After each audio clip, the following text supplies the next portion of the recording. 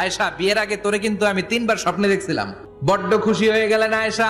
এরপরে বললেন, 3বার স্বপ্ন দেখার পরে তোমার ব্যাপারে মনের মধ্যে কেমন কেমন যেন ভালো লাগে। তারপরে একটা ছোট্ট কাগজের মধ্যে, জান্নাতি কাগজ, রেশমি কাপড়ের মধ্যে তোমার চেহারাটা এনে জিব্রাইল বললেন, দেখেন নবী কেমন লাগে। আমি কইলাম ভালো লাগে। কার মেয়ে? আপনার বন্ধু আবু বকরের মেয়ে। বিয়ে করবেন নাকি? বিশ্বনবী বললেন, ও জিব্রাইল, তুমি যদি ঘটক হও, আল্লাহ যদি হয় কাজী, আমি মোহাম্মদ বিয়েতে রাজি। বিয়ে হয়ে গেল, কিন্তু ঘরে দামি ফার্নিচার নাই, টাকা পয়সাও তেমন নাই, কিন্তু আছে খালি সুখ। এত ভালোবাসতেন মা আয়েশাকে। মা আয়েশা গ্লাসের যেই জায়গা দিয়ে পানি খেতেন, বিশ্বনবী ওই জায়গায় মুখ লাগিয়ে পানি খেত। মা আয়েশা গোশতকে হাড্ডি ফেলে দিলে বিশ্বনবী ওই হাড্ডিটা নিয়ে চষতে শুরু করে দিত। এক বালতি থেকে পানি নিয়ে দুইজনে গোসল করত।